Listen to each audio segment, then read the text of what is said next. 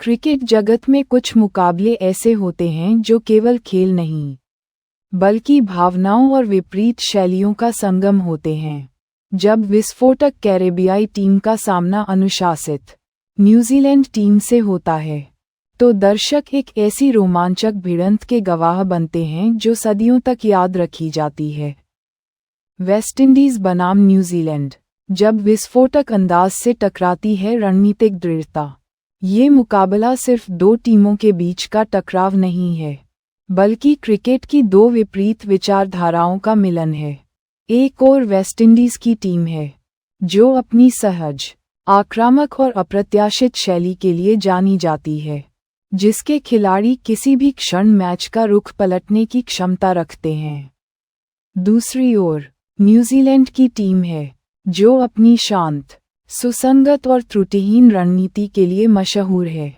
ये लेख इन दोनों टीमों की ऐतिहासिक प्रतिद्वंद्विता, वर्तमान शक्तियों और आगामी मुकाबलों में संभावित रणनीतियों का गहन विश्लेषण प्रस्तुत करता है। ऐतिहासिक पृष्ठभूमि और विपरीत शैलियों का संघर्ष। वेस्टइंडीज और न्यूजीलैंड के बीच क्रिकेट के मैदान पर एक लंबी और गहरी ऐतिहासिक प्रतिद्वंद्विता रही है। 70 और 80 के दशक में वेस्टइंडीज क्रिकेट की बेताज बादशाह थी, जिसकी गति और शक्ति का सामना करना लगभग असंभव था। उस दौर में न्यूजीलैंड अक्सर डेविड बनाम गोलियत की लड़ाई लड़ता था, लेकिन अपनी जुझारू भावना से उसने हमेशा कैरेबियाई दिग्गजों को कड़ी चुनौती दी।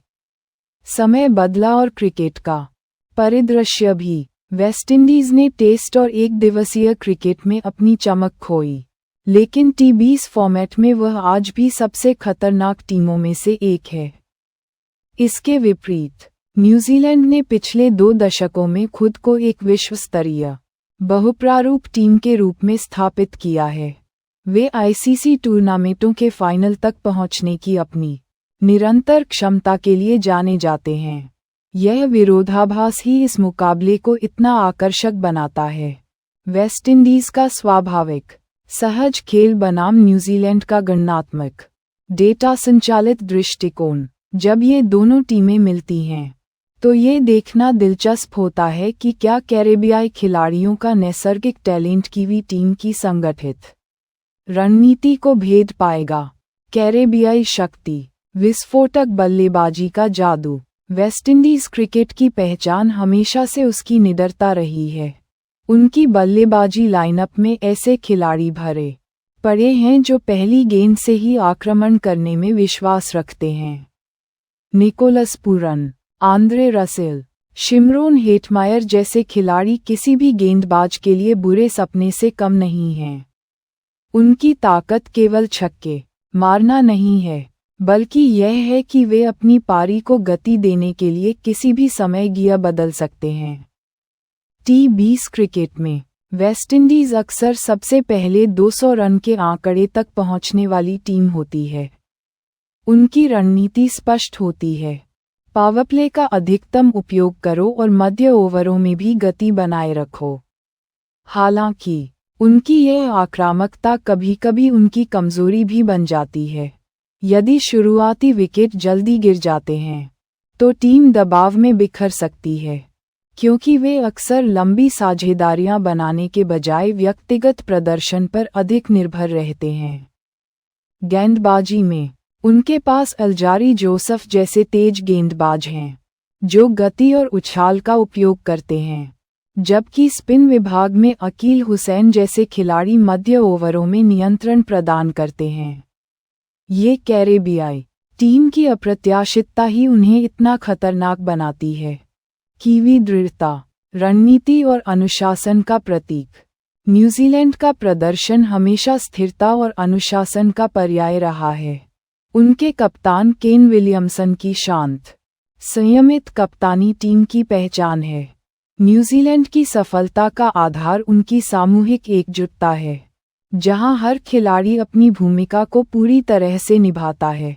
बल्लेबाजी में वे शायद वेस्टइंडीज जितनी विस्फोटक शुरुआत नहीं करते, लेकिन डेवोन कॉनवे और रचिन रविंद्र जैसे खिलाड़ी पारी को गहराई देते हैं और अनावश्यक जोखिम लेने से बचते हैं। गेंदबाजी उनका सबसे मजबूत पक्ष है। ट्रेंट बोल्ट और टिम साउदी की जोड़ी नई गेंद से विकेट लेने की क्षमता रखती है, जबकि लॉकी फर्ग्यूसन अपनी गति से मध्य ओवरों में बल्लेबाजों को परेशान करते हैं। न्यूजीलैंड की सबसे बड़ी ताकत उनकी फील्डिंग है। वे अक्सर ऐसे कैच पकड़ते हैं जो मैच का रुख बदल देते हैं और अपनी सटीक फील्डिंग से विपक्षी टीम पर दबाव बनाए रखते हैं।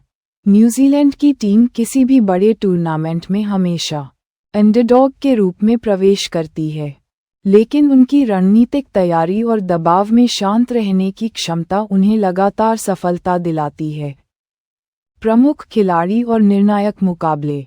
जब ये दोनों टीमें आमने सामने होती हैं, तो कुछ व्यक्तिगत मुकाबले होते हैं जिन पर सभी की निगाहें टिकी रहती हैं। निकोलस पूरन बनाम ट्रेंट बोल्ट। पूरन की आक्रामक शुरुआत को बोल्ट की स्विंग और सटीकता कैसे रोकती है, ये देखना महत्वपूर्ण होगा। यदि बोल्ट शुरुआती ओवरों में पूरन को आउट करने में सफल होते हैं, तो वेस्टइंडीज का मध्यक्रम दबाव में आ सकता है। केन विलियमसन बनाम वेस्टइंडीज स्पिन। विलियमसन स्पिन के खिलाफ एक उत्कृष्ट खिलाड़ी हैं, लेकिन वेस्टइंडीज के स्पिनर, खासकर धीमी पिचों पर, उन्हें बांधने की कोशिश करेंगे। विलियमसन का विकेट बचाना और पारी को अंत तक ले जाना न्यूजीलैंड की सफलता के लिए महत्वपूर्ण है। ऑलराउंडर का प्रभाव। दोनों टीमों में विश्व स्तरीय ऑलराउंडर हैं। आंद्रे रसेल और डैरल मिशेल जैसे खिलाड़ी न केवल बल्ले और गेंद से योगदान देते हैं, बल्कि फील्डिंग में भी महत्वपूर्ण भूमिका निभाते हैं। जिस टीम के ऑलराउंडर बेहतर प्रदर्शन करेंगे, उसके जीतने की संभावना अधिक होगी। ये रोमांचक भिड़ंत अक्सर धीमी टर्निंग पिचों पर होती है, जहां वेस्टइंडीज के पावर हिटर संघर्ष करते हैं और न्यूजीलैंड के बल्लेबाज धैर्य दिखाते हैं। ऐसे में टॉस जीतकर पहले गेंदबाजी करने का फैसला अक्सर फायदेमंद साबित होता है, क्योंकि लक्ष्य का पीछा करते समय रणनीति बनाना आसान हो जाता है। विश्व कप के मंच पर महत्व। आईसीसी टूर्नामेंटों में वेस्टइंडीज बनाम न्यूजीलैंड का मैच अक्सर ग्रुप स्टेज या नॉकआउट चरण में एक महत्वपूर्ण मोड़ साबित होता है। न्यूजीलैंड अपनी निरंतरता के कारण अंक तालिका में ऊपर रहता है, जबकि वेस्टइंडीज को अक्सर अपनी अप्रत्याशित जीत के कारण संघर्ष करना पड़ता है। ये मुकाबला केवल 2 अंक हासिल करने के लिए नहीं होता, यह एक मनोवैज्ञानिक लड़ाई है। यदि वेस्टइंडीज अपनी विस्फोटक क्षमता को न्यूजीलैंड की अनुशासित गेंदबाजी के सामने सफलतापूर्वक प्रदर्शित कर पाता है, तो यह उनके आत्मविश्वास को आसमान पर पहुंचा देगा।